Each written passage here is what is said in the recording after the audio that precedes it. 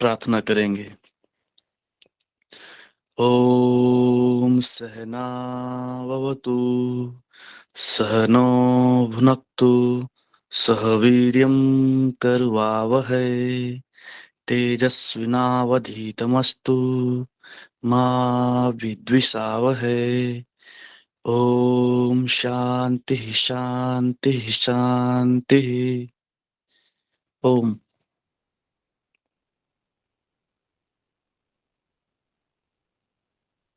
सभी एक साथ प्रतिज्ञा दोहराएंगे।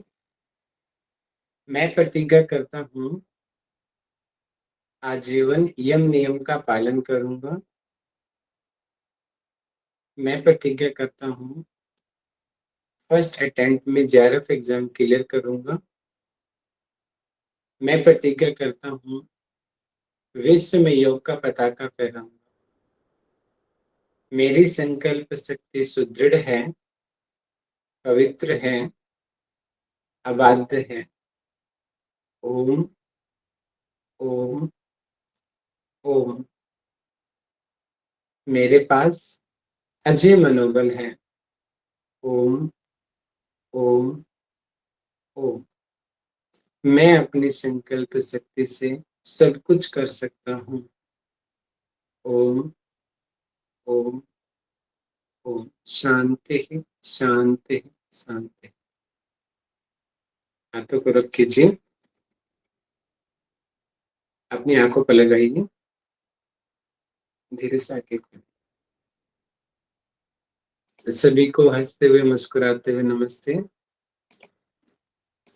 ऐसा रखता हूँ आप सब लोगों की पढ़ाई अच्छी चल रही होगी। तो लास्ट क्लास में देखिए केवल्य पाठ जो हमारा चला हुआ है, ये सारा कंसेप्ट के ऊपर बेस है। सारे की सारी चीजें इसमें समझने की चीजें हैं।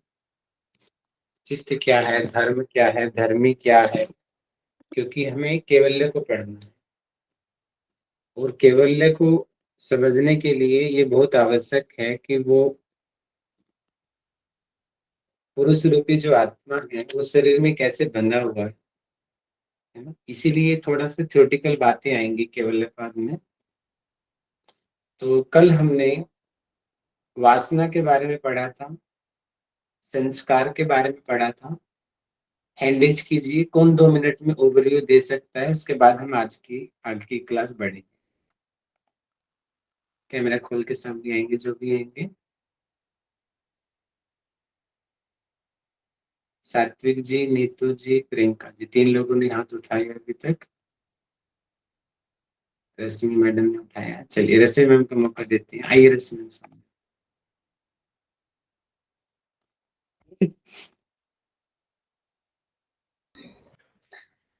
हरिओम सर।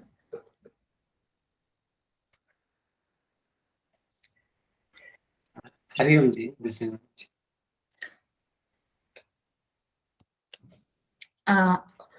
तो कल सूत्र नंबर 7 से स्टार्ट किया था हमने। तो उसमें 7 में कर्म बताए गए हैं। कर्म कि 3 प्रकार के होते हैं। ते हैं शुक्ल कर्म, कृष्ण कर्म और शुक्ल कृष्ण कर्म। तो ये कर्म जो है ये सामान्य व्यक्तियों के लिए हैं, लेकिन योगियों के लिए अशुक्ल कर्म और अकृष्ण कर्म होते हैं, क्योंकि योगी जो होते हैं, जो विद्वान योगी होते हैं, वो कर्म संस्कारों से परे होते हैं। उनके कर्म संस्कार नहीं होते, इसलिए उनके लिए कर्म अशुक्ल और अकृष्ण बताए गए हैं। फिर इसका अगला जो सूत्र था उसमें इन तीनों संस्कारों से के जो फल होते हैं उनको उनके अनुसार वासनाएं होती हैं, ये बताया गया है। तो ये जो तीनों संस्कार होते हैं, तो इसमें वासना बताई गई है मेनली कि इन कर्मों के जो फल होते हैं उनके अनुसार व्यक्ति के अंदर भावनाएं उत्पन्न होती हैं। और 9th सूत्र में ये बताया गया है कि जो कर्म फल होते हैं वह जाति, देश और काल तीनों का व्यवधान से रहित होते हैं। मतलब है कि जब भी उन कर्म के फल भोगने का समय आता है तो जाति मतलब कि किसी भी जैसे मनुष्य, पशु या किसी भी जाति का कोई व्यवधान नहीं होता है या उसके जन्म का कोई भी व्यवधान नहीं होता है और देश जैसे किसी स्थान का कोई भी व्यवधान नहीं होता है और जो काल होता है, समय, उसका भी कोई व्यवधान नहीं होता है। जैसे किसी ने अगर इस जन्म में कोई अच्छे कर्म किए हैं तो उसका संस्कार उसके अंतःकरण में स्टोर हो जाता है, संग्रहित हो जाता है और जब वह किसी और जन्म में उस सिचुएशन के साथ पैदा होता है तो वह कर्म का फल जो होता है वो उस समय उसको मिलता है और उस कर्म को उस फल को पाने के लिए उसकी जो प्रवृत्ति हो जाती है वो उस तरह से हो जाती है उस व्यक्ति की, जो कि उसकी वासना है। वासना के रूप में वह प्रवृत्ति सामने आती है और वह कर्म का संस्कार फल उसे मिलता है। तो इसमें संस्कार जो है वो स्मृति के इक्वल बताए गए हैं कि जिस तरह से कि कोई भी स्मृति जो होती है वो हमारे अंतःकरण में स्टोर हो जाती है और समय आने पर फिर हमें उसकी याद आ जाती है। इसी तरह जो संस्कार है वो हमारे अंतःकरण में स्टोर हो जाते हैं और जब कर्म भोगने का समय आता है उस समय वह वासना पैदा होती है और वह संस्कार का फल हमको मिलता है। तो बहुत ये बताया गया है सर, 9 तक हमने पढ़ा था। Very good, very good. Thank you sir. एक और इम्पोर्टेंट चीज, वैसे रश्मि मैम ने बहुत अच्छा एक्सप्लेन किया है, वासना पे थोड़ा सा और प्रकाशन डालेंगे क्योंकि आज का टॉपिक भी फिर उसी के ऊपर है। तो वासना क्या है इसके बारे में साक्षी जी हाथ उठा रही है, भारती जी हाथ उठा रही है। चलिए भारती जी को मौका देते हैं, आइए साहब। वासना क्या है इसको थोड़ा सा प्रकाश डालिए वास्तविकता में। सर, वासना के लिए आपने कहा था वृत्ति का अति तीव्र प्रवाह, मतलब किसी भी चीज की करने की अगर इच्छा हो, जैसे सात्विक जी ने कहा था कि वृत्ति को सर हम जुनून भी कह सकते हैं। तो जो वासना है, आपने इसको 2 वे में बताया था, ये पॉजिटिव भी हो सकती है, नेगेटिव भी हो सकती है। जैसे भगत सिंह के अंदर वासना थी कि हाँ हम देश को आजाद करेंगे, महात्मा गांधी के अंदर थी कि हम देश को आजाद करेंगे और उन्होंने करके दिखाया। उसी प्रकार किसी व्यक्ति के अंदर कोई नेगेटिव वासना आ जाए, जैसे आपने बताया था कि सेक्सुअल डिजायर आ जाए, ये कुछ हो जाए, और फिर उसके बाद और भी नेगेटिव वासना का एग्जांपल है कि पढ़ाई लिखाई ना करना, मतलब गलत कामों में लगना, तो वो नेगेटिव वासना होती है कि मतलब किसी भी चीज को करने की तीव्र इच्छा। फिर उसके बाद जैसे एक आज के डेट, मतलब अभी तो पुराना हो गया, पबजी एक गेम निकला था, लोग पबजी खेल रहे थे और फिर उसके बाद मतलब उसको वो ऐसा होता है, पबजी है, वेब सीरीज है, एक बार आपने शुरू कर दिया उसे खेलना, फिर आपके पास उसमें बैक स्टेप नहीं होता। अगर आपने कोई वेब सीरीज शुरू कर दी देखनी, फिर उसके बाद आपको एक के बाद दूसरी, दूसरी तीसरी ऐसे देखना ही होता है, मतलब क्योंकि वो उसमें हमारी वासना लग जाती है कि इसके आगे क्या होगा। तो वो होती है वासना, ये पॉजिटिव होती है, नेगेटिव होती है, किसी भी चीज को अति तीव्र करना, मतलब उसकी इच्छा हो। एक्सीलेंट, एक्सीलेंट, बहुत अच्छा आपने डिफाइन किया है, वेरी गुड। तो आशा रखता हूँ कि ये वासना का कंसेप्ट सब लोगों को समझ आ गया होगा। आगे के सारे लेक्चर्स, आगे सूत्र हमारे काफी इसके ऊपर बेस्ड हैं। अगर ये चीज समझ आ गई तो ऑटोमेटिक आगे वाली चीजें आपको समझ आ जाएगी। अभी रसी मैम ने बोला कि कर्म का सिद्धांत के बारे में बताया कि कर्म का सिद्धांत निश्चित है, वो जाति देश काल समय से परे है। कोई आवश्यक नहीं है कि जो कर्म आपने अभी किया वो इसी जन्म में मिलेगा। जाति का मतलब आपकी मृत्यु होने के बाद में आपका जन्म किसी और जाति में हो गया तो वहां पर भी मिल सकता है, किसी और समय, ठीक है, किसी और जगह पर। लेकिन वो अनादि सत्य है, कटु सत्य है कि कर्म का फल मिलना ही मिलना है। जैसे हमने पितामह भीष्म का उदाहरण लिया, श्री राम का उदाहरण लिया कि पितामह भीष्म 100 साल उसकी डेथ के पहले के वो जन्म था, पहले का कोई कर्म था, 101 साल पहले उन्होंने एक सांप को कांटे में फेंक दिया तो उसका फल उसको 101वें जन्म के बाद मिला। मतलब कि जाति देश काल कितनी सालों के बाद में पितामह भीष्म को अपने 101 पूर्व जन्म के कर्म का फल मिला। खुद भगवान राम को जो उन्होंने बालिका छुप के वध किया, ठीक है भैया, वध किया तो कर्म तो किया उन्होंने, तो उस कर्म का फल उन्होंने कृष्ण के जन्म में आके भोगा। तो शिकारी की हाथों जो भगवान कृष्ण की मृत्यु हुई। ठीक है, तो मतलब कि कर्म के सिद्धांत से कोई नहीं बच सकता। हर किसी को, जिसने शरीर धारण किया है मतलब कि वो प्रकृति के अधीन है। जो प्रकृति के अधीन है उन सब के ऊपर त्रिगुण, त्रिगुण का कंसेप्ट भागवत गीता भी स्पष्ट बोलती है। जो प्रकृति के अधीन है, सत्व रजस तमस, ये फॉर्मूला उनके ऊपर लग जाएगा। ठीक है, और कर्म सिद्धांत अपने आप लग जाएगा। ठीक,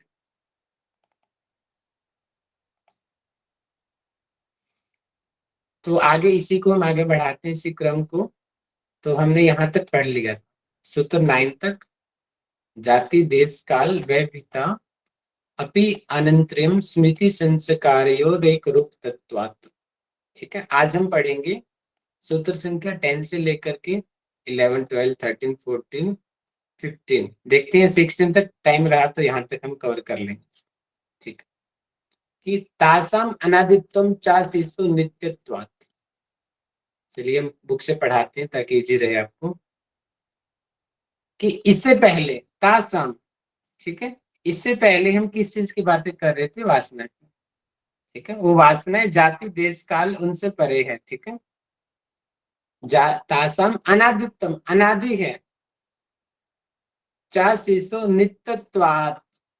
ठीक है, मतलब कि यहाँ पे हम एक उदाहरण से समझते हैं कि कुछ चीजें नित्य रहती है। जैसे कि कल हमने एक एग्जाम्पल लिया था कि गाय का एक बछड़ा है, उसको किसी ने नहीं सिखाया कि उसको जीने के लिए दूध चाहिए और दूध गाय के थनों में मिलेगा।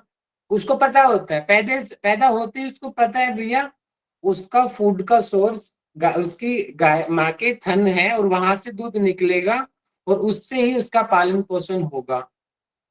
तो ये उसके जो पूर्व जन्म के जो संस्कार हैं वो स्मृति के रूप में उसमें स्टोर हैं, और उसको वो अपने आप ही, किसी ने बताया नहीं है लेकिन फिर भी वो अपने आप ही वहां से दूध पी लेता है।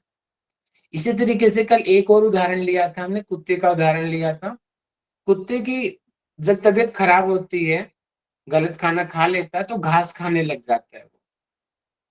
घास खाने लग जाता है तो क्या होता है, घास खाने से कुत्ते को उल्टी आती है, और जो भी गलत खाना खाया था, जिसको योग की भाषा में हम बाघी क्रिया भी बोलते हैं, शरीर का सारा जो टॉक्सिन्स है, गंदा खाना, उसका बाहर आ जाता है। ठीक है, तो कुत्ते को तो किसी ने नहीं समझाया भैया तू गलत खाना खा के उल्टी कर और घास खाने से तू ठीक होगा, और से नहीं होगा। वो खाना खाना छोड़ देता है, पता है ज्यादा खाना खाएगा तो बीमार हो जाएगा।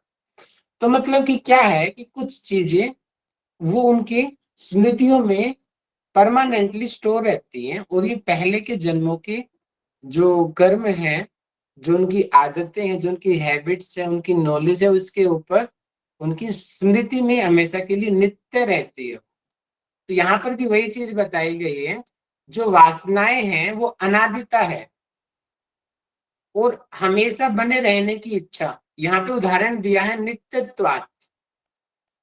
जैसे यहाँ पे जो उदाहरण है नित्यत्वात्, मतलब कि जो हमेशा बना रहेगा। जैसे कि छोटा बच्चा है, छोटा बच्चा, उसको तो नहीं पता कि भैया मृत्यु क्या होती है। ठीक है, लेकिन मृत्यु से सभी डरते हैं। कीड़ा भी क्यों ना होगा, चींटी को भी मारने की कोशिश करोगे वो भी भागेगा, उसको भी पता है कि यह मरना नहीं है। यानी कि हर एक प्राणियों, उनको पता है कि मृत्यु के बाद कुछ कष्ट होता है। वो कष्ट उनकी मेमोरी में पहले से स्टोर है, पिछले जन्म का। इसीलिए हमेशा, चाहे वो गाय की योनि में हो, सूअर की योनि में हो, कुत्ते की योनि में हो, कोई भी जीव क्यों ना हो, वो मरना कोई नहीं चाहता, वो बने रहना चाहता है। ये उनकी पहले की जो है ये वासनाएं हैं, जो उनको इस तरीके से, जिसका बिहेवियर होता है। वो योगी ही है जिसका वासनाओं पे कंट्रोल हो जाता है। ठीक है, हाँ वेरी गुड। इसको अभिनिवेश क्लेश भी बोला जाता है, जो मैंने उदाहरण दिया। ठीक है, क्लेश की भाषा में वो अभिनिवेश हो गया। ठीक है, इस तरह वासना के, ये तो एक उदाहरण है, इस तरीके से बहुत सारे एग्जाम्पल हो सकते हैं वासना के। ठीक है, सामान्य से यही लेंगे कि पहले की उनके कर्म संस्कार है, क्योंकि प्रोसेस तो आपको पता ही होगा कि वासना बनती कैसे है, उसका प्रोसीजर क्या है। मैं दोबारा से एक बार एक्सप्लेन कर देता हूँ। पहले हमारे शरीर है, ठीक है, ये अविद्या से शरीर बना है, ठीक है। अब शरीर में अपने जो प्रकृति है त्रिगुणात्मक है, उससे महत, अहंकार, एकादश इंद्रिया, तन्मात्रा, महाभूत, इस तरीके से पूरे के पूरे 26 एलिमेंट्स का शरीर बना हुआ है योग दर्शन के अनुसार। सभी में तीनों गुण विद्यमान है, ठीक है। तो यहाँ पर अभी हमने क्या किया, यहाँ पे इसमें हमने कई बार एकदम से माइंड से स्किप हो जाती है। हाँ, आजकल क्या हो रहा है मेरे साथ, हम किस चीज पे डिस्कस कर रहे थे, सॉरी। शरीर बना कैसे है, हाँ सॉरी, शरीर हमारा बना कैसे है। तो जो हमारा शरीर के अंदर चित्त है, चित्त में क्या पैदा होती है, वृत्तियां।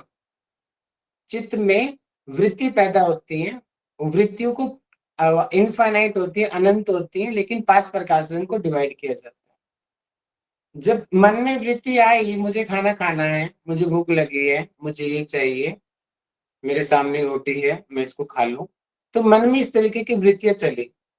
अब जब वृत्तियां चली तो वृत्तियों से हमारी जो इंद्रियां काम करती हैं, ठीक है। तो इंद्र मतलब कि कर्म होते हैं, फिर हम खाना खा लेते हैं, ठीक है। अब जैसे जैसे कर्म होते हैं, कर्मों से संस्कार बनते हैं, कर्माशय बनते हैं। कर्माशय अर्थात कर्म फल, जो ज्यादा बार बार उन चीजों को रिपीट किए जाते हैं वो आदत बन जाती है, उन आदतों को ही संस्कार बोलते हैं। अच्छे संस्कार हो सकते हैं, बुरे संस्कार हो सकते हैं। और जब वो कर्माशय हमारे सामने आते हैं जीवन में, ठीक है, तीव्र रूप में, जिसको प्रारब्ध कर्म बोलते हैं, जो जिनको नियंत्रित करना सरल नहीं है, उनको वासनाएं बोलते हैं, ठीक है। तो ये चक्र आपको पता होगा। तो इसी तरीके से फिर कर्म से वासनाएं, वासनाएं से कर्म, ये सर्कल कंटिन्यू कंटिन्यू फ्लो में चलता रहता है इसी तरीके से। भैया तो इस सूत्र को मतलब ये पिछले वाले सूत्र से कैसे कनेक्ट किया है, और एक लाइन में इसका मतलब बता दीजिए एक बार। इसको ये वैसे बताएंगे तो कि जो वासनाएं हैं वो अनादि हैं,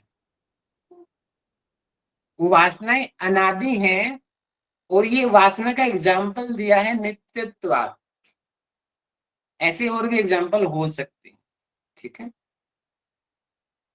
ठीक पहले वाले सूत्र से कोरिलेशन है, जैसे वासनाएं हैं वो जाति देश काल समय से परे हैं, उसी को यहाँ पे और अच्छे से एक्सप्लेन किया है कि वो अनादि है। सेम वही चीज है, उसी को एक्सप्लोर किया है आगे जाके, ठीक है। ओके भैया। अब वो वासनाएं शरीर में रुकती कैसे हैं और उन वासना को कम कैसे किया जाता है, उसके बारे में अगला सूत्र बताया है।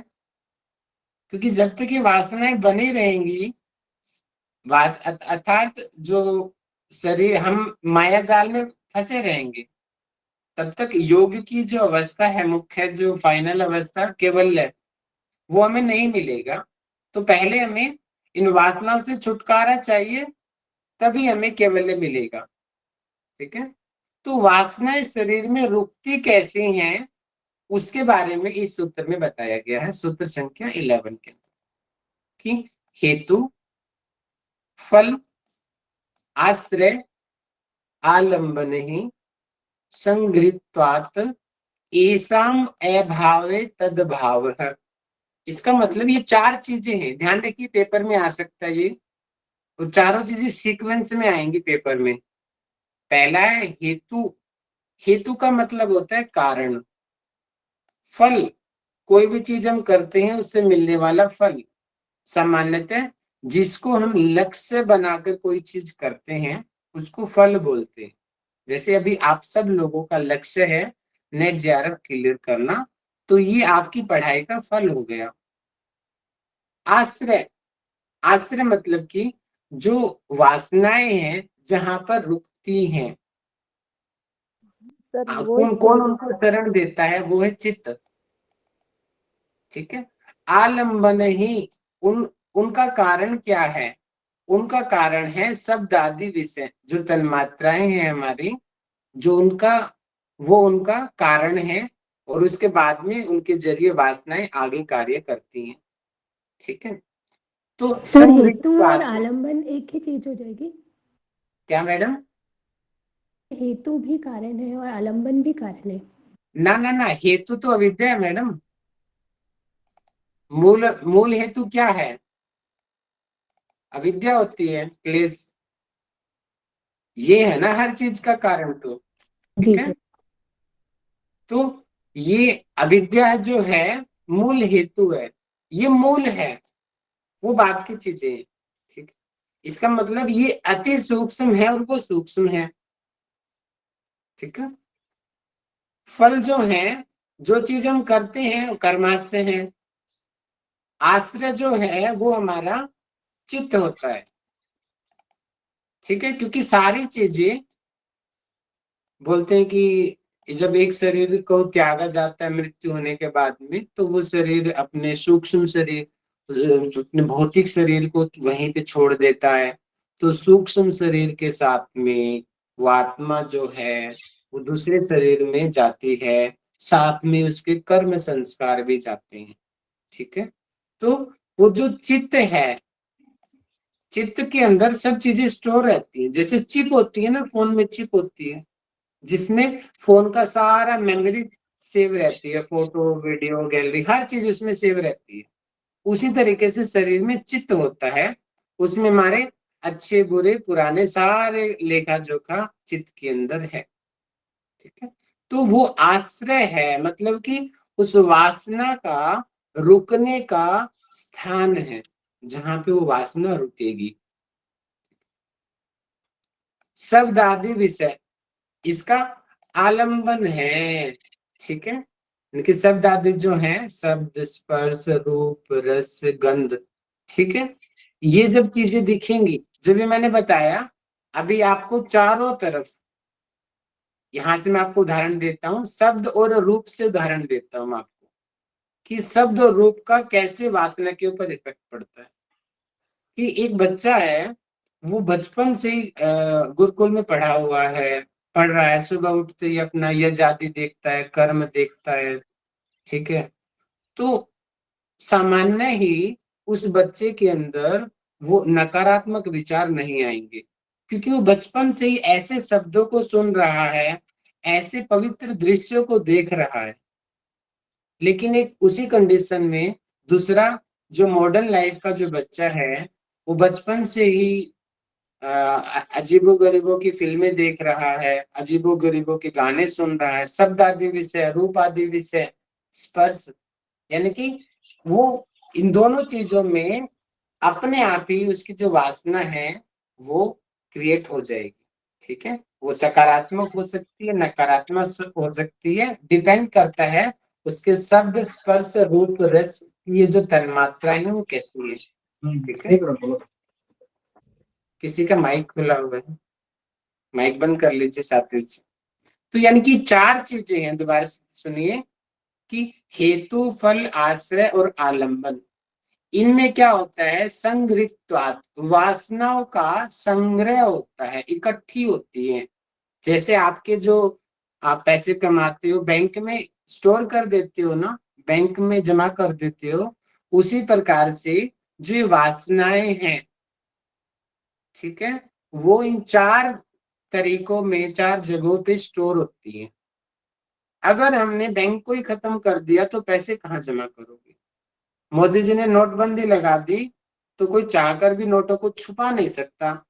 ठीक उसी तरीके से यहाँ पे अगर हमने इन चारों चीजों पे कंट्रोल कर लिया, जैसे मोदी जी ने नोटबंदी से किया, हेतु फल आश्रय और आलंबन, तो अपने आप ही वासनाएं हैं इकट्ठी नहीं होंगी। ये इसका मूल कारण दे दिया, वासनाओं को जड़ से समाप्त करने का फॉर्मूला दे दिया। हेतु फल आश्रय और आलंबन, कि इन चारों की चारों चीजों का अगर अभाव हो जाए तो अपने आप ही वासनाओं का भी अभाव हो जाएगा। और वासनाओं का अभाव हो जाएगा, इसका मतलब वृत्तियों का अभाव हो जाएगा। और वृत्तियों का अभाव हो जाएगा, इसका मतलब कर्म संस्कार कम हो जाएंगे। और हमारा योग की डेफिनेशन क्या है? योग चित्त वृत्ति निरोध है कि चित्त की वृत्तियों का सर्वथा अभाव होना ही योग है। जब पूर्ण तरीके से कर्म संस्कार समाप्त हो जाए, हमारा चित्त पूरी तरीके से शुद्ध हो जाए, हर प्रकार की वृत्ति से विमुक्त हो जाए, कोई वृत्ति उसके ऊपर कोई प्रभाव ना डाले, उस अवस्था में कैवल्य प्राप्त होता है। वो योग की वास्तविक अवस्थाएं हैं। तो ये समझ आया आप लोगों को कि हमने किस तरीके से घूम के इस एंगल को समझा है? आगे सर ये बढ़ते लास्ट हैं। सर्कल बताना सर एक बार, वासनाओं के भाव से वृत्तियों का भाव, ये ऐसे। ओ, वो तो ऑटोमेटिक है मैडम, वो मैंने अपने आप से ऐड कर दिया है, कॉमन नॉलेज है वो तो भैया। वासनाएं अगर कम हो गई, अपने आप ही भैया कर्म संस्कार कम हो जाएंगे। अब मेरे अंदर कोई नकारात्मक विचार ही नहीं आएगा, तो मतलब कि एक्स्ट्रा थॉट्स ही नहीं आएगा, इसका मतलब वृत्तियों का अभाव होने लग गया। ठीक है, जब वृत्तियों का अभाव होने लग गया तो अपने आप ही योग चित्त वृत्ति निरोध वाली स्थिति आ जाएगी। धीरे धीरे वो जो चित्त की जो भूमि है, ठीक है, वो एकाग्र अवस्था में जाएगी पहले, उसके बाद में निरुद्ध अवस्था में जाएगी। उस तरीके से हमें योग की वास्तविक स्थिति प्राप्त होगी। अब समझ आया?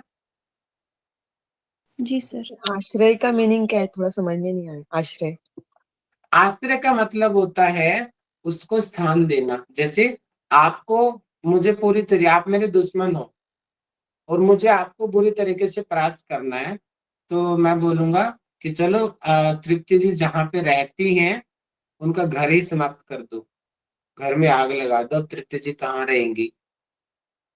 जब उनका रहने का स्थान ही समाप्त हो गया, उसी तरीके से वासनाएं चित्त में रहती हैं। अब चित्त का वास्तविक स्वरूप ही उन्होंने समाप्त कर दिया। और चित्त का वास्तविक स्वरूप क्या है, कोई बताएगा? कुछ दिन पहले क्वेश्चन पूछा था जम्बू ने क्लास में, धर्मी। चित्त क्या है? वो धर्मी है। चित्त धर्मी है और त्रिगुणात्मक है। इसका मतलब यहाँ पे तीनों गुणों को समाप्त करने की बात कही गई है। इसका मतलब निरुद्ध अवस्था की बात यहाँ पे आ गई। समझ आया? जी जी, धन्यवाद सर। ओके जी, आगे बढ़ते हैं। सूत्र संख्या 12। ये हो सकता है कि ये जो चीजें थोड़ा कम समझ आए, मैं फिर बता रहा हूं, जब तक आप इनको खुद से नहीं पढ़ोगे, ये केवल्य पाद ना कंसेप्ट का चैप्टर है, जल्दी से समझ नहीं आता। जिसके ये कंसेप्ट क्लियर होंगे उसी को समझ आएगा, अदरवाइज आपको लगेगा कि कुछ समझ में नहीं आ रहे हैं, इसके सूत्र कुछ अजीबोगरीब से आपको लगेंगे। पहले 3 चैप्टर के सूत्र बहुत आसान है,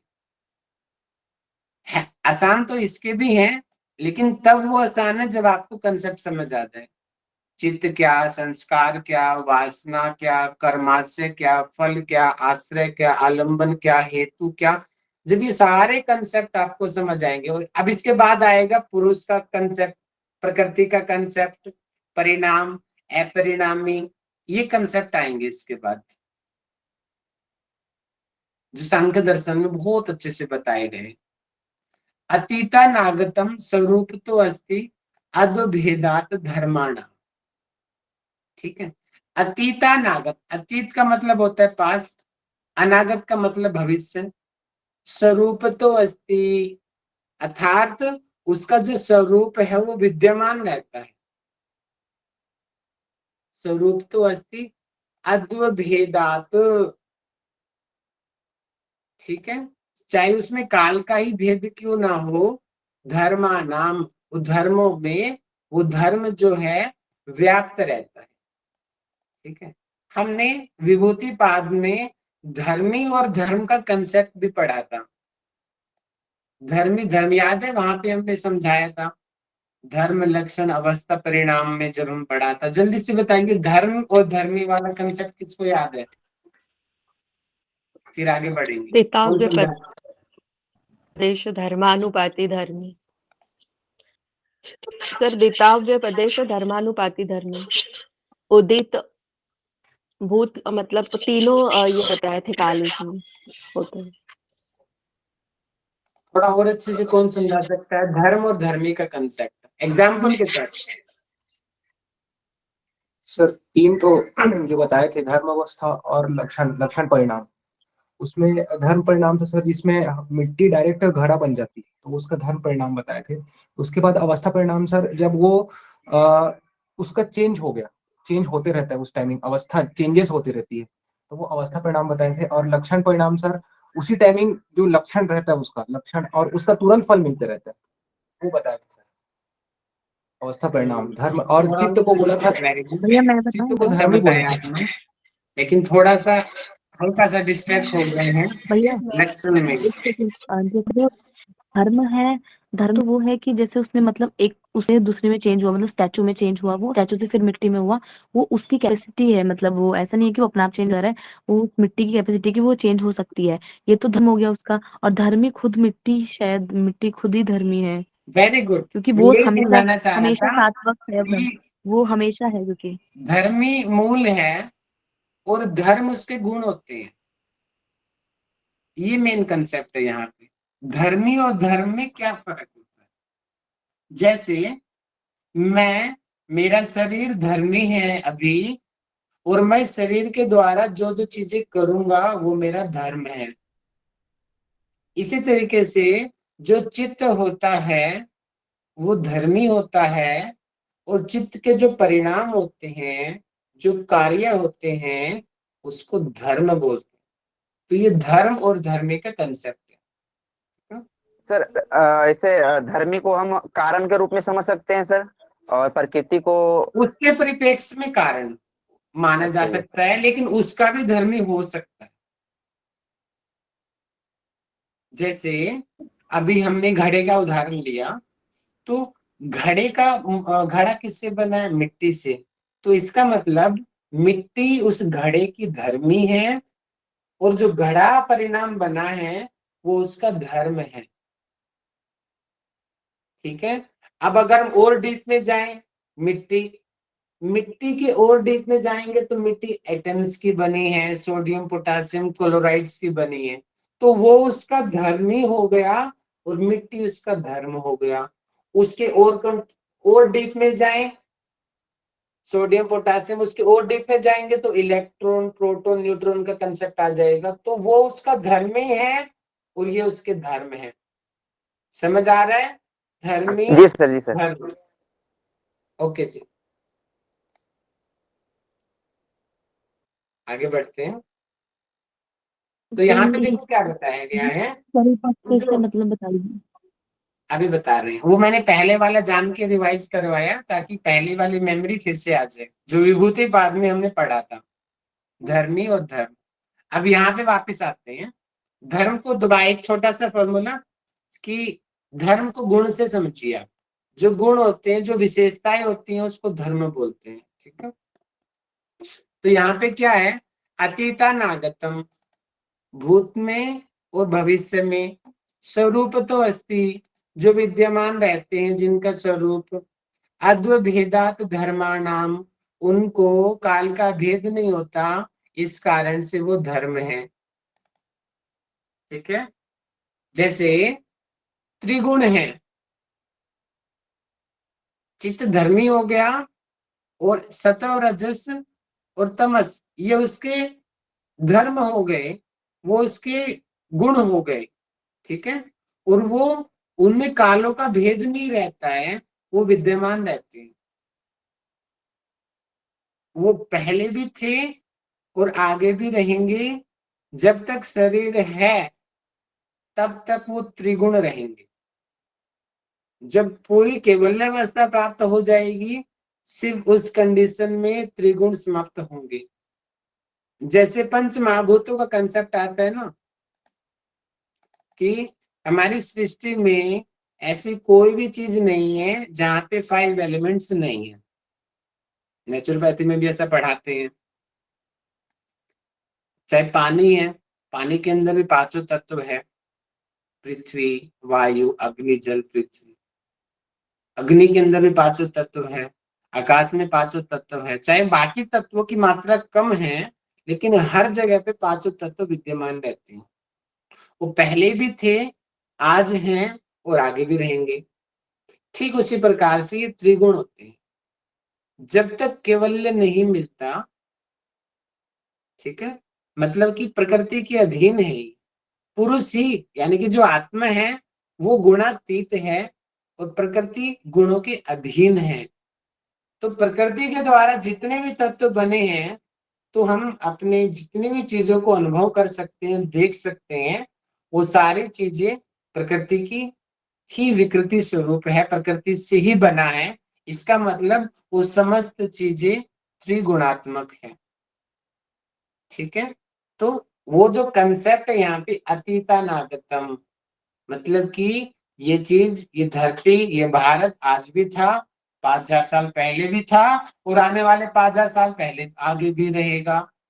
धरती वही है, यहीं पे महाभारत हुआ, यहीं पे रामायण हुई और यहीं पे अभी आगे के महायुद्ध भी होंगे। वही धरती है, पहले थी और आज भी रहेगी। ठीक है, धर्म बदलते रहते हैं। ठीक है, आगे बढ़ते हैं। अपने आप से पढ़ेंगे फिर और अच्छे से समझ आएगा आपको ये चीज। मेन कंसेप्ट मैंने आपको समझा दिया। ठीक है, अब देखिए, अभी ये बात आ गई कि वो धर्म शरीर में रहते कैसे, उनका वास्तविक स्वरूप क्या है। क्वेश्चन उठता है ना, ये मैंने आपको पहले ही बता दिया पिछले ही सूत्र में, लेकिन उसकी एक्चुअल डेफिनेशन यहाँ पे आई है। ते व्यक्त सूक्ष्म गुणात्मान, सूत्र संख्या 13। मतलब कि यानी कि वे जो समस्त जो धर्म हैं, जितने भी प्रकार के, व्यक्त सूक्ष्म, देखिए एक होता है व्यक्त स्थिति, एक होती है अव्यक्त स्थिति। ठीक है, व्यक्त मतलब कि जो हमारे सामने है, अव्यक्त यानी कि जो हमारे सामने नहीं है। ठीक है, व्यक्त स्थिति में और सूक्ष्म स्थिति में, मतलब कि अव्यक्त स्थिति में भी, दोनों की दोनों स्थिति में गुण आत्मान है, गुण स्वरूप ही है।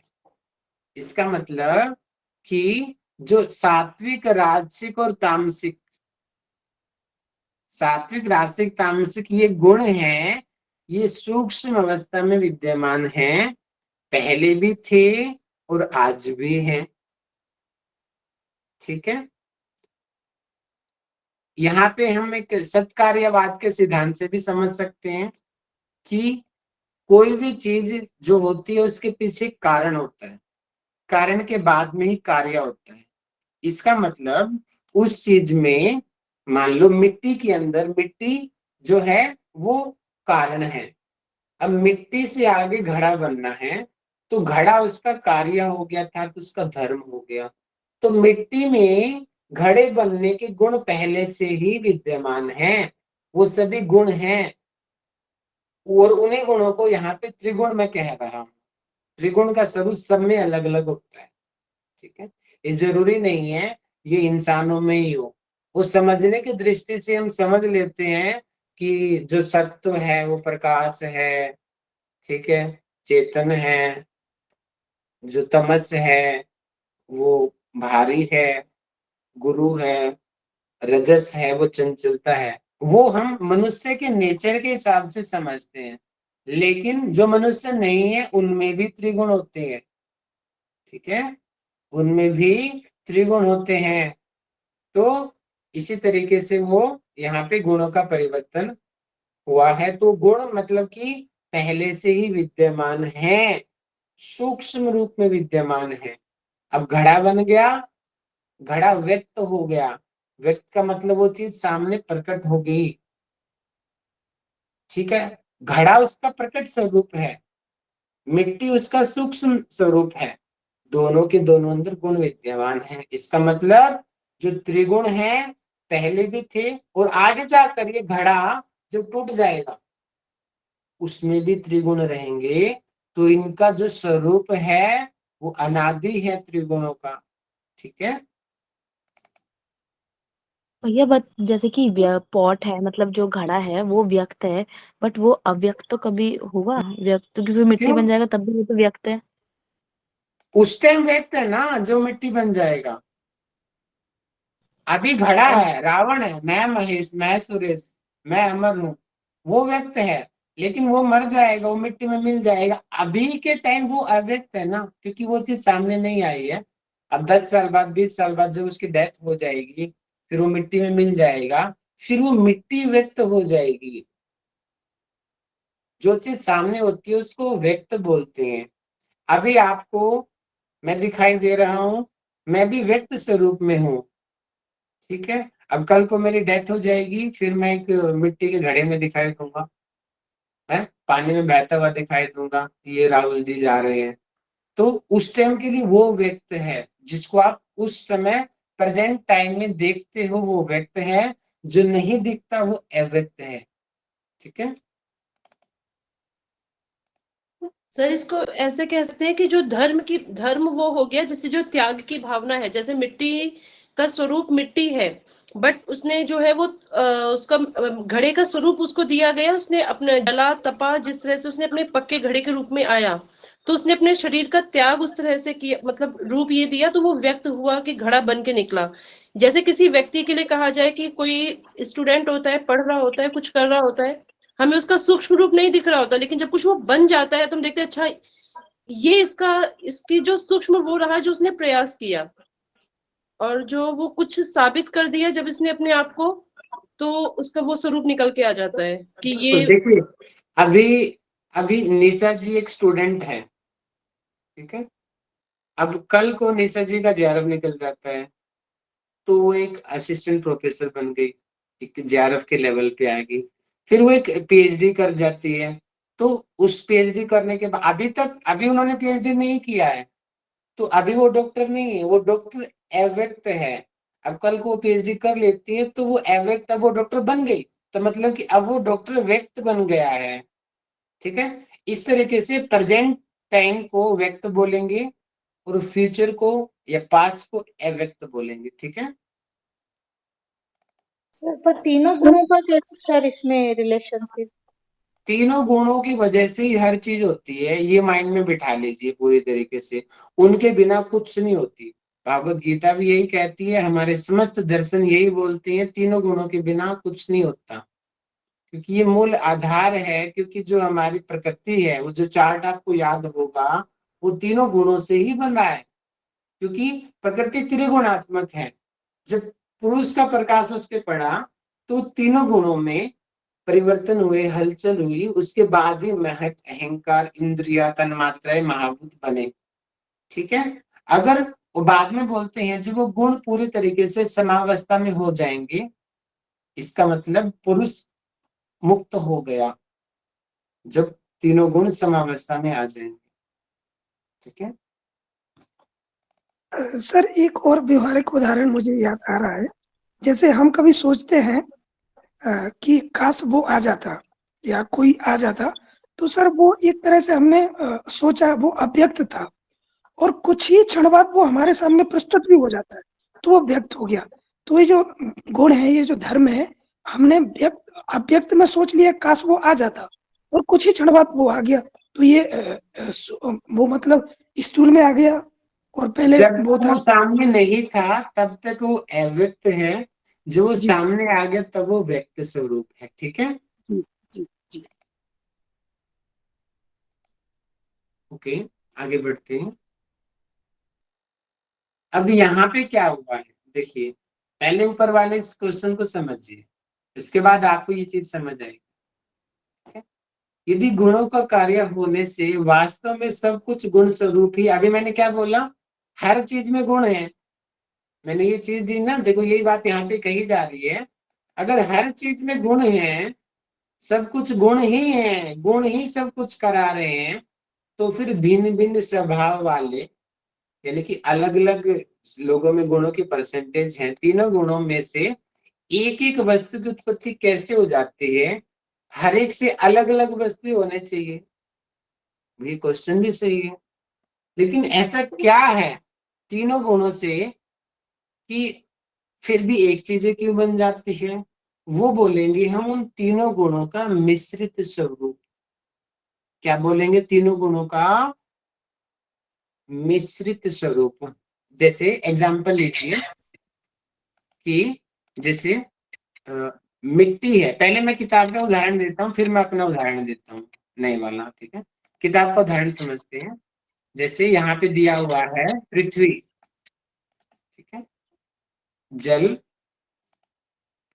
सूर्य और चंद्रमा, ये सभी चीजें जब मिलती हैं तो एक वृक्ष का निर्माण होता है।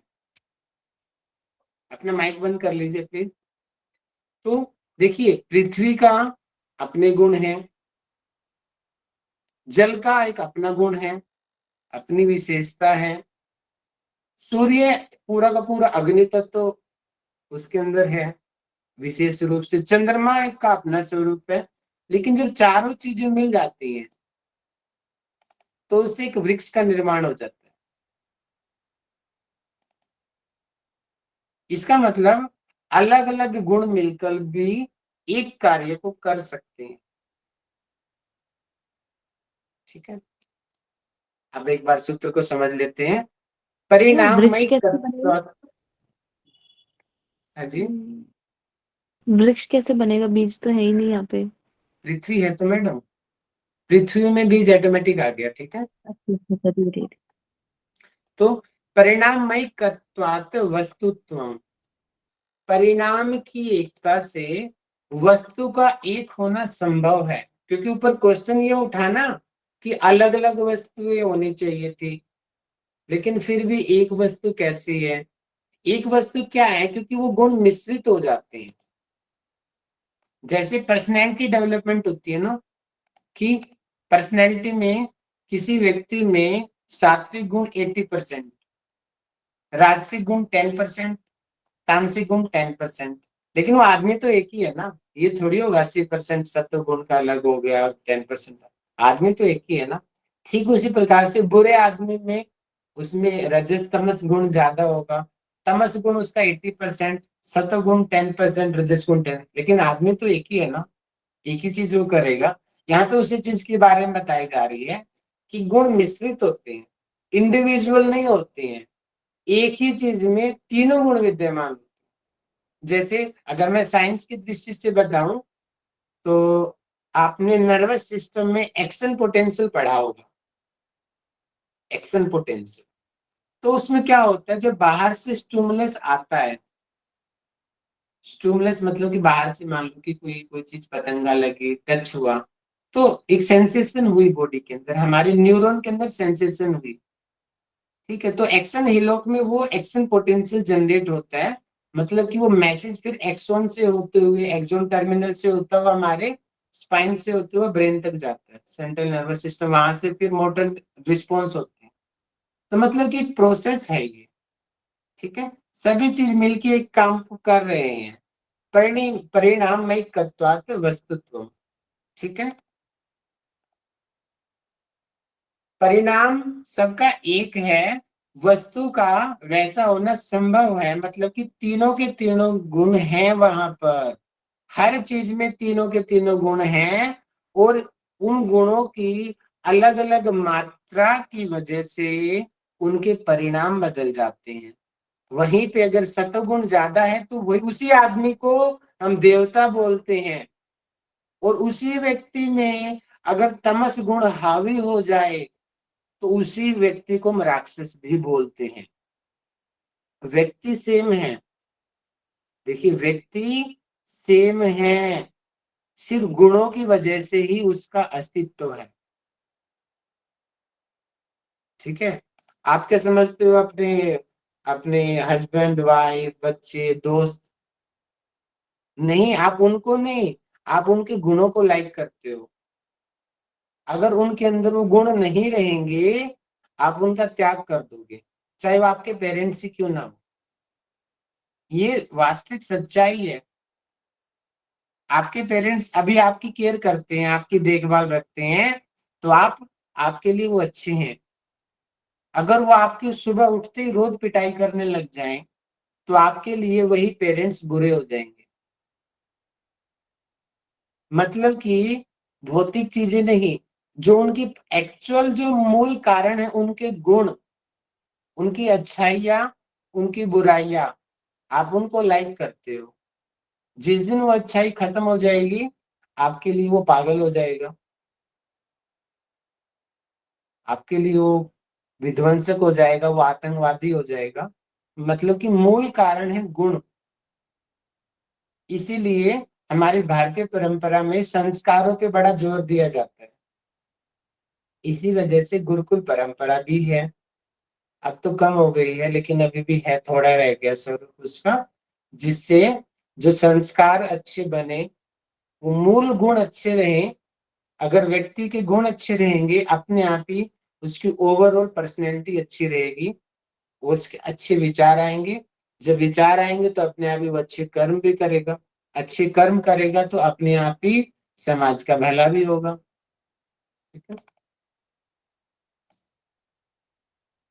तो सभी चीज यहाँ क्या पे जो है, गुणों का परिणाम है वो मिश्रित कौन, स्वरूप है। हाँ जी। यहाँ पे जो परिणाम है वो क्या क्या चीज को डिनोट कर रहा है? परिणाम यहाँ पे आप पूछना चाह रहे हो ना? परिणाम आप यहाँ पे लीजिए उसका रिजल्ट से। जैसे सत्वगुण का रिजल्ट होती है अच्छाई, प्रकाश। रजस गुण का परिणाम जो है वो चंचलता। तमस गुण का परिणाम है गुरुता, भारीपन, आलस्य, है ना? तो वो मिक्स होता है हर चीज में। हर एक व्यक्ति में तीनों गुण विद्यमान है, ये चीज यहाँ पे बताई गई है। ठीक है, चलिए आगे का कंसेप्ट फिर दूसरा हो जाएगा, वो सृष्टि रचना वाला शुरू हो जाएगा इसके बाद में। तो वो मैं कल बताऊंगा। अभी मैंने बताया तो आप लोग कंफ्यूज हो जाओगे। ठीक है, तो अभी के लिए आप यहाँ तक ही पढ़ के आइए। मैं फिर से बोल रहा हूँ, जब तक आप खुद से नहीं पढ़ोगे ये चीजें आपको समझ में नहीं आएगी। अपने आप से दो तीन बार खुद से पढ़नी है ये चीजें। किताब से पढ़नी है, भाष्य से पढ़नी है, और फिर क्वेश्चन पूछने हैं। फिर एक्चुअल कंसेप्ट क्लियर होएगा आपका, खाली मुझे सुनने से नहीं होएगा। ध्यान रखिए इस बात का। अब कोई क्लास का कोई विशेष कोई डाउट है तो ले लीजिए, फिर मैं क्वेश्चन पूछता हूँ। किसी को कोई चीज मुख्यतः ना समझ आई हो तो बताइए। सर जी सात्विक जी बोलिए। सर इसमें जो संबंध लिखा है उसको थोड़ा सा बताइए ना, समझिए ना। मतलब संबंध जो इसके जस्ट पहले लिखा है, परिणाम एकत्वाद वस्तु तत्वम के ऊपर जो संबंध लिखा है उसको थोड़ा समझाइए।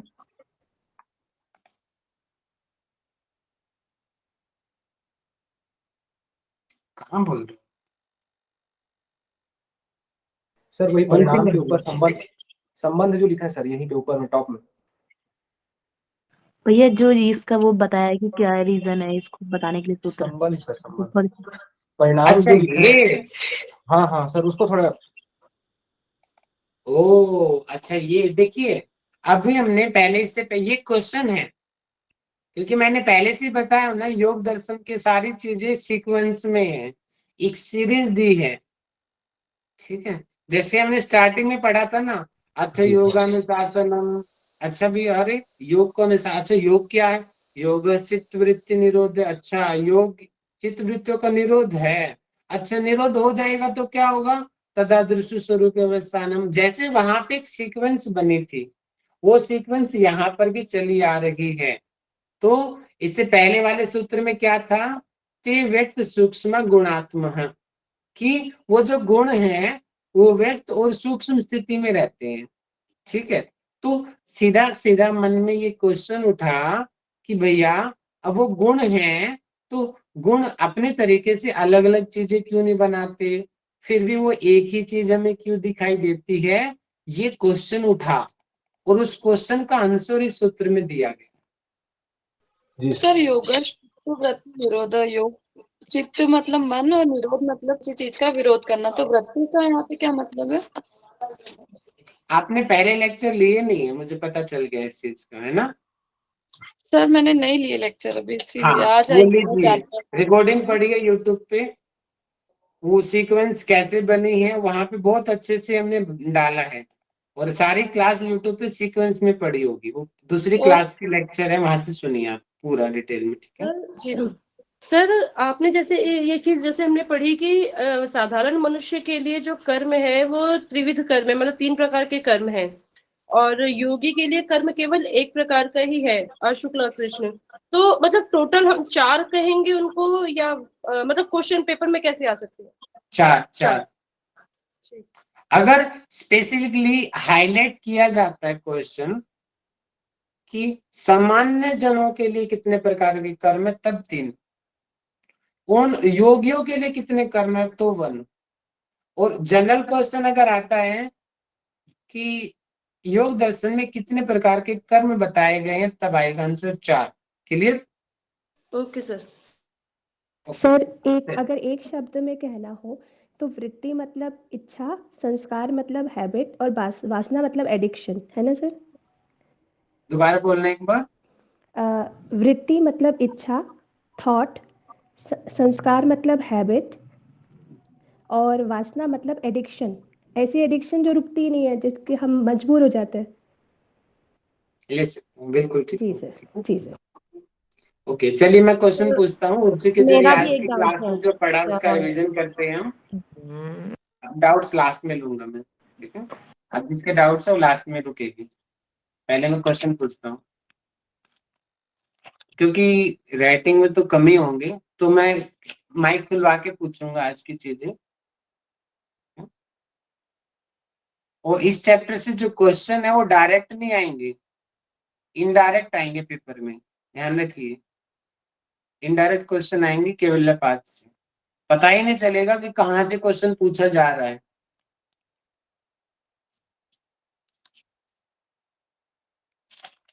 ओके, सूत्र संख्या 10 हैंडरेज करें, मुझे कौन समझाएगा?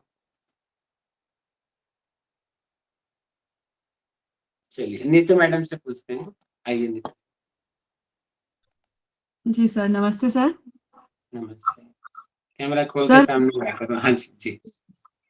सर, इस सूत्र को पहले 9th सूत्र के साथ जोड़ा गया और फिर बताया गया कि जैसे वासनाओं का वर्णन था 9th सूत्र में, तो उन वासनाओं के नित्य होने के कारण उनका अनादित्व है, मतलब वो रहती हैं। जैसे प्रकृति को कहा है वो अनादि है, वो हमेशा रहने वाली है, वो नित्य है, वो कभी खत्म नहीं होती, कभी समाप्त नहीं होती, व्यक्त या अव्यक्त रूप में रहती ही रहती है। अब जब तक प्रकृति है तब तक वासनाएं भी जुड़ी हैं उसके साथ, वो भी रहेंगी, क्योंकि जब तक पुरुष और प्रकृति का भेद नहीं हो जाता, वो अलग स्थापित नहीं कर लेता खुद को, तब तक वो जुड़ा हुआ है। जब तक जुड़ा है तब तक वासनाओं के साथ भी जुड़ा है। तो वासना इसलिए कभी भी समाप्त नहीं हो सकती और उसको नित्य कहा गया है यहाँ पर, जबकि वो नित्य नहीं होता, पुरुष ही नित्य है, पर प्रकृति के अनादि होने के कारण वो नित्य है, क्योंकि प्रकृति भी अनादि और अनंत है। जब से सृष्टि बनी है तब से प्रकृति भी है, तो तभी से वासनाएं भी है। सर ये बताया। बहुत बढ़िया, बहुत बढ़िया। आगे बढ़ते हैं। सूत्र संख्या 11। यस, हैंड रेज करो। कौन समझा सकता है? सामने आके हैंड रेज करो। Come on come on come on. चलिए शालिनी यादव को मौका देते हैं। शालिनी यादव जी आइए सामने। सूत्र संख्या 11 समझाइए कैमरा खोल के सभी को। हरिओम सर। हरिओम। सर सूत्र संख्या 11 में कहा है हेतु, फल, आश्रय और आलंबन, इनसे वासनाओं का संग्रह होता है। हेतु अविद्या है और फल कर्म फल जो हमारे पिछले जन्म के कर्म, और आश्रय हमारा चित्त है जहाँ इन सब का संग्रह होता है, और आलंबन इन वासनाओं का कारण है। तो इसलिए इन चारों का अभाव होने से, इन चारों का अभाव होगा तो उन वासनाओं का भी अभाव हो जाएगा। बहुत बढ़िया, very good madam, very good. आगे बढ़ते हैं। सूत्र संख्या 12 को कौन समझा सकता है? हैंड रेज कीजिए। जी साक्षी जी आइए सामने।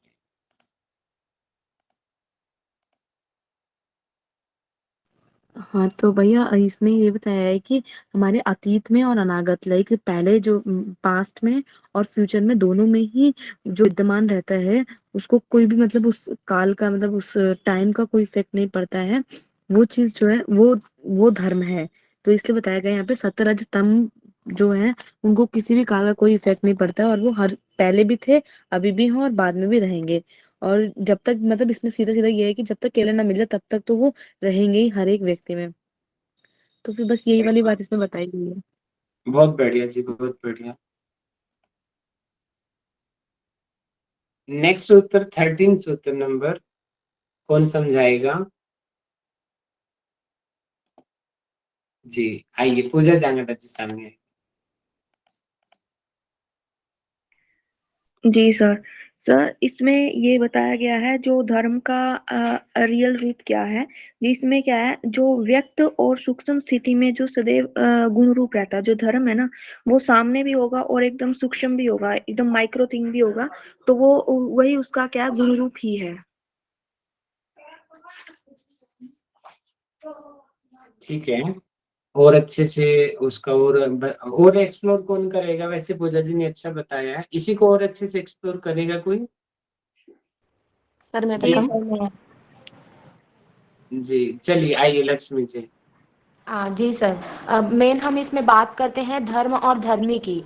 तो धर्मी है वो मेन कारण है और धर्म है वो उसको हम कार्य के रूप में समझ सकते हैं। तो जैसे सांख्य का जो सिद्धांत है मतलब जो कार्य है वो कारण की अव्यक्त अवस्था है और जो कारण है जो कार्य है वो कारण की व्यक्त अवस्था है। तो जो क्या बोलते हैं कार्य है, जैसे कि हम लोग अगर कार्य के रूप में माने क्या बोलते हैं घड़े के उदाहरण से ही समझते हैं, तो घड़ा है ना वो व्यक्त रूप में हमको दिखाई दे रहा है, मतलब ये धर्म है। और उसका धर्मी है मिट्टी, तो मिट्टी है वो उसमें मतलब मिट्टी हमको डायरेक्ट नहीं दिखाई दे रही है लेकिन वो उसमें मौजूद है। तो इसी प्रकार से इसमें गुण की बात की गई है। तो व्यक्त स्थिति में क्या बोलते हैं व्यक्त स्थिति में जो या फिर सूक्ष्म स्थिति मतलब व्यक्त स्थिति में और सूक्ष्म स्थिति में जो गुण है वो सदैव उपस्थित रहता है। मतलब जो घड़ा है उसमें मिट्टी हमेशा ही उपस्थित रहता है। हो गया सर। ठीक है जी, वेरी गुड। सर मैं भी बोलना चाहती हूँ, मैं बोलूँ? बोल रहे जी प्रियंका जी। सर इसमें मतलब जैसे कि सभी ने बताया था, लेकिन जैसे कि बताया हर जो भी प्रकृति के अधीन है उसमें त्रिगुण रूप होता है। तो जैसे जो भी फीमेल्स होती हैं चाहे वो किसी भी जाति का हो, तो उसके अंदर एक माँ मतलब फीमेल्स के अंदर माँ बनने का गुण होता है। तो जब भी ये उसका अव्यक्त रूप है फिर उसके बाद जब सामने बेबी आ जाता है तो उसका वो व्यक्त रूप कहलाएगा। बहुत बढ़िया जी, बहुत बढ़िया। आप सब लोगों से रिक्वेस्ट है, जो भी खोलता तो कैमरा खोल लिया करो, मेरा थोड़ा मन सा लग जाता है, नहीं तो मैं अकेला अकेला अपनी पिक्चर देख के बोर सा हो जाता हूँ। तो रिक्वेस्ट है बार बार मुझे ना बोलना पड़े। ओके, आगे बढ़ते हैं। सूत्र संख्या 14 को कौन समझाएगा? हैंडल्स करो, जो हमने लास्ट में पढ़ा था। चलिए भैया एक जेंट्स को मौका देते हैं, जेंट्स डिपार्टमेंट बहुत कम है। सात्विक जी आइए, माइनॉरिटी में आ गए हैं जेंट्स यहाँ पर। सर इसमें है परिणाम एकत्वा दस्तु तत्वम, मतलब बोला है कि परिणाम की एकता से वस्तु का वैसा होना संभव है। इसको सर एक एग्जांपल देना चाहूंगा मैं। परिणाम की एकता, जैसे हम लोग हमारी बॉडी है सर, और पंच तत्वों से बनी हुई है, मिक्स हो गई है, और उसमें बोलते हैं कि हर एक पुरुष का अलग अलग गुण होता है, मतलब मिक्स हो जाता है वो गुण, सत्वगुण रजोगुण तमोगुण, जैसे आपने बात की। लेकिन इसको मैं कनेक्ट करना चाहूंगा, जैसे राशियां हैं, 12 राशियां हम लोगों ने कल पढ़ी थी, तो वो राशि के अकॉर्डिंग जिस जो जो गुण उसमें विद्यमान रहता है वैसा वो पुरुष हो जाता है, मतलब उसका एक परिणाम बनता है सर। मतलब जो मिक्स होता है उसका गुण, राशियों का जो अलग अलग गुण होता है वो उस राशि के अकॉर्डिंग मिक्स हो जाता है, तो वो गुण बनने से, वो सारा गुण एक साथ इकट्ठा होने से वो एक इंसान बनता है। जैसे उसके बारे में बोला जाता है कि वो मंगल वर्ग हुआ है तो मंगल का प्रकृति उसमें भी रहेगा, और वो क्या बोलना चाहिए कुंभ राशि का है तो कुंभ राशि के होने के कारण उसमें कुंभ राशि का कुछ गुण विद्यमान रहेगा।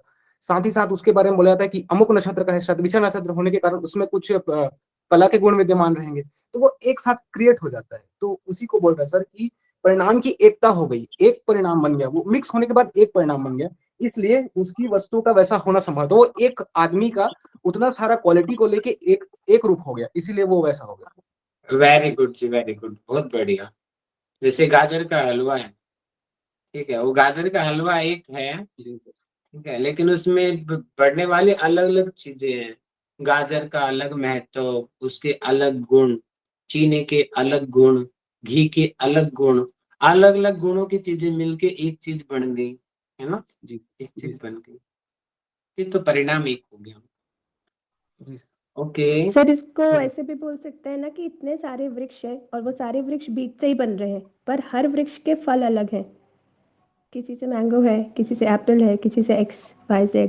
तो ये ही है परिणाम की एकता। वहां पे हम ये बोलेंगे प्रियंका जी कि उस पेड़ में टहनियां हैं, पत्ते हैं, सब चीजें हैं, लेकिन उन सब चीजों का परिणाम मेनली जाकर के नहीं, वहां पे हम लेंगे कि उस पेड़ में जाने वाली चीजें, पानी जा रहा है, मिट्टी हाँ जा सर। रही है, अलग अलग कैल्शियम, पोटासियम, मिनरल्स जा रहे हैं, उन सब चीजों का परिणाम वो फल है। सर, और वो फल भी डिफरेंट डिफरेंट है। उस पेड़ का तो मैडम एक ही फल होगा ना, एक पेड़ पे 4 फल थोड़ी लगेंगे। नहीं सर, एक ही जमीन पर 4 अलग अलग बीज गिरे हैं, हाँ, वो लेकिन जमीन का सारे वाला अलग हो हाँ गया। जी सर। सर इसको ऐसे भी समझ सकते हैं कि मतलब एक जो बेटी है वो मतलब जब उसकी शादी हो जाती है तो वो एक बेटी भी है, पहले भी वो वही थी और अभी भी वो वही है। तो अभी वो पत्नी भी हो गई, वो बेटी भी है, अभी फिर वो बहू भी हो गई, एक माँ भी बन गई। तो अल्टीमेटली वो है एक ही चीज, लेकिन उसके कह सकते हैं नाम, जैसे ईश्वर के नाम अनेक है लेकिन है तो वो एक ही। बोल सकते जी, आप किसी तरीके से समझ जाइए इसको। चलिए जी, टाइम हो गया, मैडम भी आ चुकी हैं क्लास में, तो मैं इसी के साथ क्लास ओवर करता हूँ। मैं दोबारा से बोल रहा हूँ, केवल्यपाद कंसेप्ट बेस्चुअल है ये सारा चैप्टर। जब तक आप खुद से नहीं पढ़ोगे, ये कंसेप्ट की चीजें आपको क्लियर नहीं होंगी। ठीक है, तो अपने आप से इनको